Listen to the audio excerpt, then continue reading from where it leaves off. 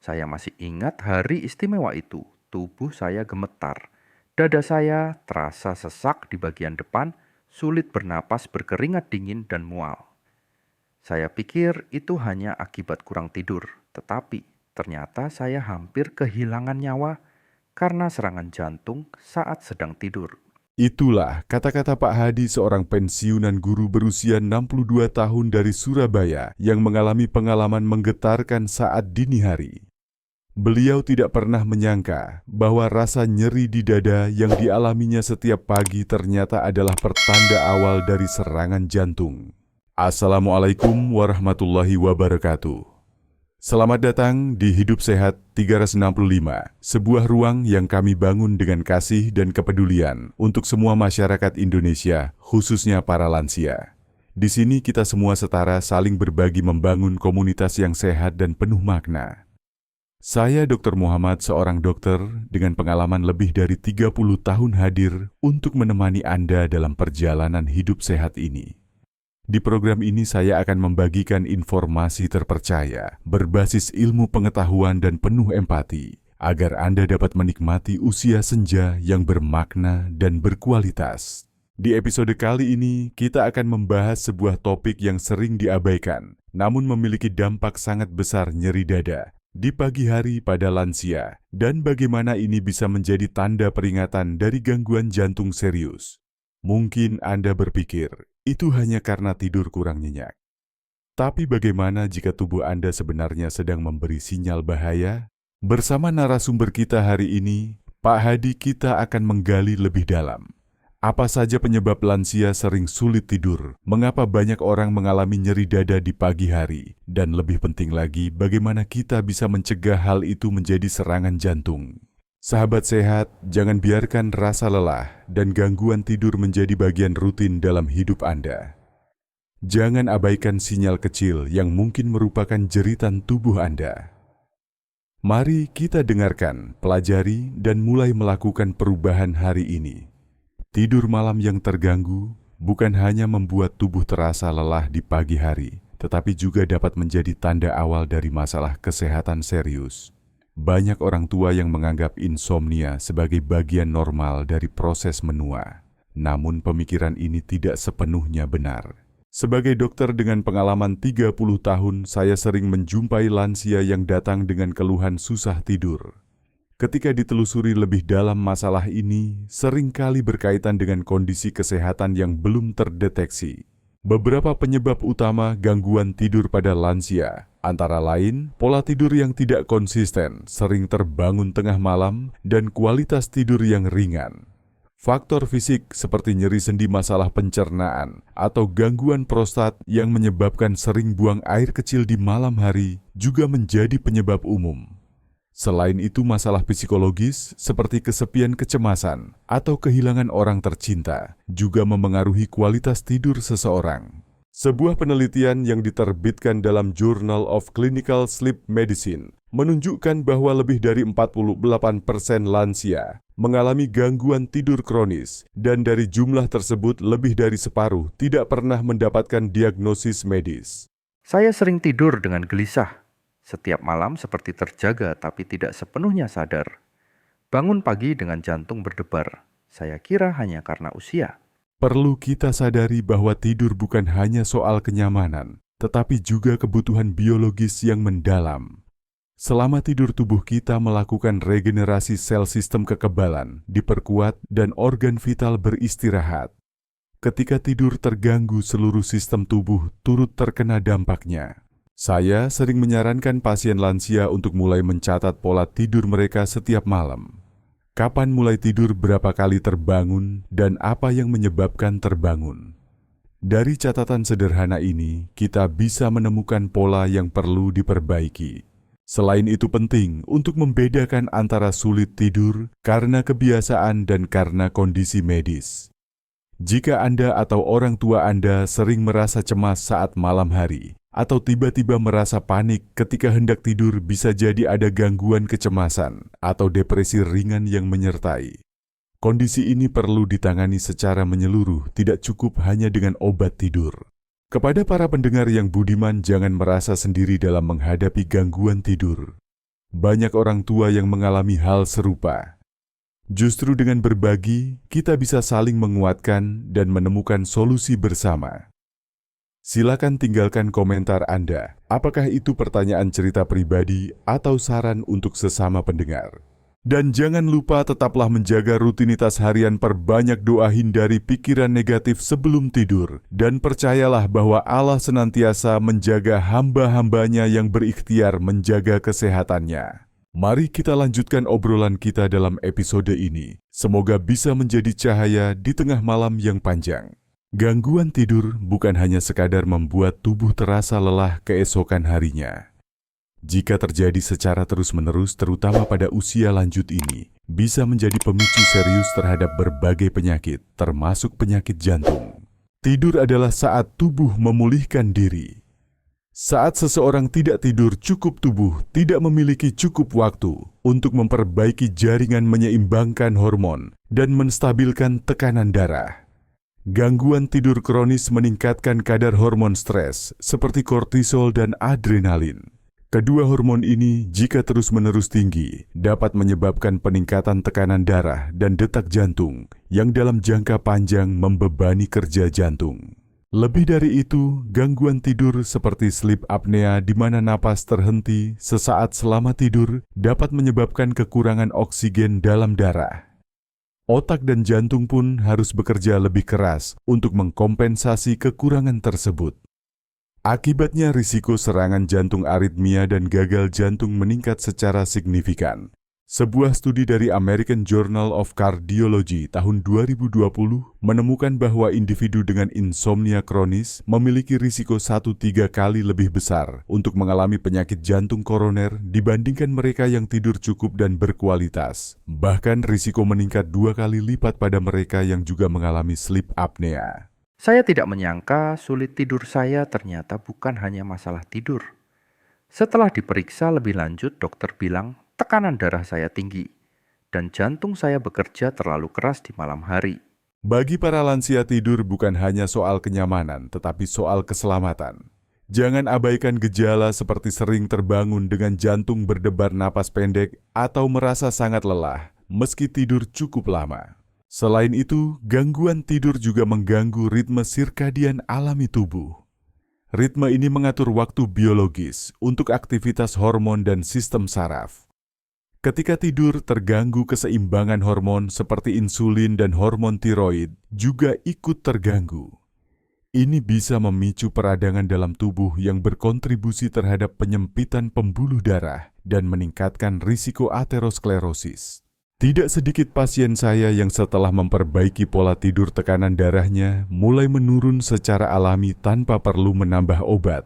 Ini membuktikan bahwa kualitas tidur yang baik memiliki dampak langsung terhadap kesehatan jantung dan sistem kardiovaskular secara keseluruhan. Saya selalu menyarankan untuk menghindari minuman berkafein setelah jam 2 siang, menciptakan suasana tidur yang tenang, serta menjaga rutinitas tidur yang konsisten setiap malam. Langkah sederhana ini dapat membantu tidur lebih nyenyak dan meringankan beban pada jantung. Jangan tunggu sampai serangan jantung datang untuk mulai peduli. Cegah lebih awal, perhatikan tidur Anda malam ini. Semoga Allah selalu menjaga kesehatan kita dan keluarga. Dan jika ada hal yang ingin Anda ketahui, lebih lanjut saya siap membantu. Mari terus berbagi dan belajar bersama. Banyak orang tidak menyadari bahwa waktu serangan jantung paling sering terjadi bukan di malam hari, tetapi justru di pagi hari. Waktu setelah bangun tidur adalah periode paling rentan, terutama bagi para lansia yang memiliki tekanan darah tinggi atau riwayat penyakit jantung. Secara biologis, tubuh manusia mengalami lonjakan hormon stres seperti kortisol di pagi hari. Hormon ini membantu tubuh bangun dan beraktivitas, tetapi pada saat bersamaan juga meningkatkan tekanan darah dan denyut jantung. Kombinasi ini dapat memberi tekanan ekstra pada jantung, terutama jika arteri sudah menyempit akibat plak. Penelitian dari European Heart Journal tahun 2018 menunjukkan bahwa risiko serangan jantung meningkat tajam antara pukul 5 hingga 9 pagi. Fenomena ini dikenal sebagai morning surge dalam tekanan darah di mana tubuh bereaksi terhadap transisi dari tidur ke bangun. Setiap pagi saya merasa berat di dada. Awalnya saya anggap biasa mungkin karena posisi tidur atau kurang olahraga. Tapi setelah kejadian itu saya sadar itu bukan hal remeh. Selain peningkatan hormon stres, dehidrasi ringan yang sering terjadi saat bangun tidur juga memperparah keadaan. Darah menjadi lebih kental, meningkatkan risiko pembentukan bekuan darah yang bisa menyumbat arteri koroner. Itulah sebabnya penting untuk minum air putih segera setelah bangun. Kurang tidur juga berkontribusi terhadap peningkatan risiko ini. Ketika seseorang tidur kurang dari 6 jam per malam, tubuh tidak memiliki waktu yang cukup untuk menurunkan tekanan darah secara alami, sehingga jantung bekerja lebih keras di pagi hari. Langkah sederhana seperti melakukan peregangan ringan atau doa pagi sebelum bangkit dari tempat tidur juga bisa membantu transisi tubuh dari tidur ke aktivitas harian tanpa tekanan mendadak. Selain itu, penting juga untuk tidak langsung melakukan aktivitas fisik berat setelah bangun karena tubuh membutuhkan waktu untuk menyesuaikan. Jika Anda memiliki riwayat penyakit jantung, perhatikan juga pola tekanan darah pagi hari. Sebaiknya ukur tekanan darah secara rutin dan konsultasikan hasilnya kepada dokter. Terkadang penyesuaian obat atau pola makan bisa membantu menurunkan risiko lonjakan tekanan darah pagi hari. Banyak pasien saya merasa lebih tenang setelah memahami apa yang terjadi di tubuh mereka saat pagi hari. Ketika kita tahu penyebabnya, kita bisa mengambil langkah-langkah konkret untuk mengurangi risikonya. Jangan abaikan peringatan tubuh Anda. Penyakit jantung seringkali tidak menunjukkan gejala yang jelas sampai sudah mencapai tahap serius. Namun tubuh kita sebenarnya memberikan sinyal-sinyal awal yang bisa dikenali jika kita mau mendengarkan dengan saksama. Beberapa gejala awal penyakit jantung yang sering diabaikan antara lain nyeri atau tekanan di dada, napas pendek saat beraktivitas ringan, jantung berdebar tanpa sebab, kelelahan yang tidak biasa, dan keringat dingin yang muncul tanpa aktivitas fisik. Pada sebagian orang, rasa tidak nyaman juga bisa muncul di lengan kiri, leher, rahang, atau punggung. Saya sering merasa cepat lelah dan dada seperti tertekan saat jalan pelan. Tapi saya pikir itu hanya karena kurang olahraga. Sekarang saya tahu itu adalah tanda awal yang tidak boleh diabaikan. Tanda-tanda tersebut bisa muncul berminggu-minggu, bahkan berbulan-bulan sebelum serangan jantung. Oleh karena itu, penting untuk mencatat dan memperhatikan perubahan kecil pada tubuh, terutama jika Anda memiliki faktor risiko seperti tekanan darah tinggi, diabetes, kolesterol tinggi, atau riwayat keluarga dengan penyakit jantung. Sebuah penelitian dari Harvard Medical School tahun 2019 mencatat bahwa lebih dari 50% pasien serangan jantung mengalami gejala ringan dalam 1 bulan sebelum kejadian, tetapi tidak mencari bantuan medis karena merasa gejala tersebut tidak penting. Saya sering mengatakan kepada pasien saya, lebih baik kita memeriksakan sesuatu yang ternyata tidak berbahaya daripada mengabaikan sesuatu yang ternyata mematikan. Jika Anda merasa ragu apakah gejala yang dialami serius atau tidak, jangan tunggu sampai menjadi parah. Banyak puskesmas dan rumah sakit di Indonesia kini sudah memiliki layanan pemeriksaan jantung dasar yang terjangkau, termasuk elektrokardiogram dan pemeriksaan enzim jantung. Saya juga menyarankan untuk mulai mencatat pola aktivitas harian dan respons tubuh setelahnya. Misalnya, apakah Anda merasa sesak setelah naik tangga? Apakah Anda sering merasa lelah meski hanya berjalan sebentar? Ini bisa menjadi bahan evaluasi bagi tenaga medis saat Anda memeriksakan diri. Menjaga pola makan rendah garam dan lemak jenuh, memperbanyak sayuran hijau, serta rutin berolahraga ringan seperti jalan kaki atau bersepeda juga sangat membantu menjaga fungsi jantung. Jangan lupakan pentingnya istirahat yang cukup dan menghindari stres berlebihan.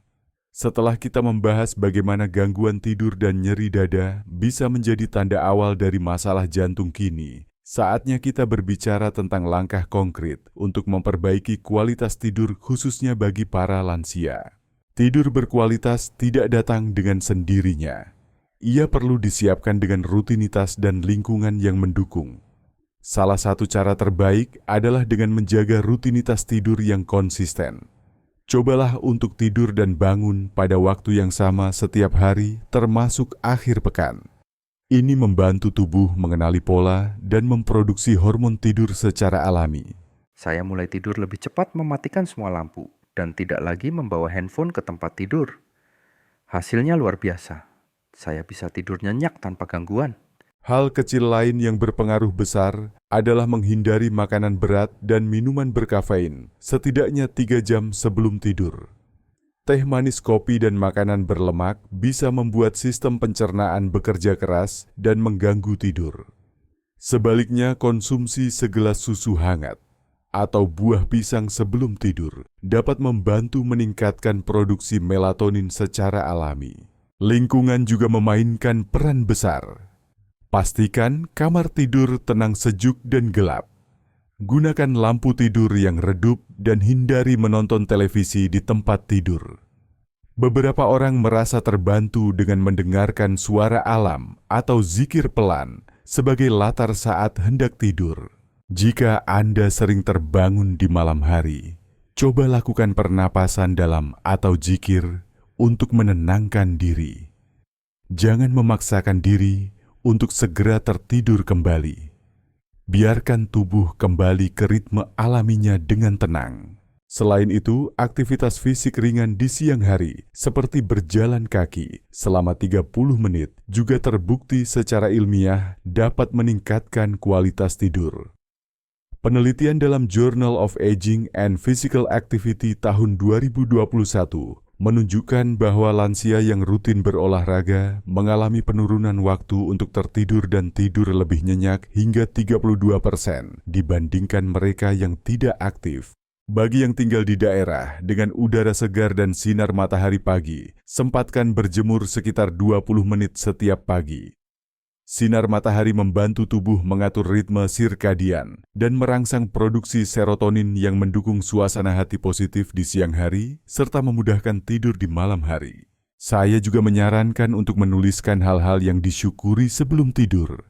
Ini bukan hanya meningkatkan ketenangan batin, tapi juga membantu mengurangi pikiran berlebih yang sering menjadi penyebab insomnia.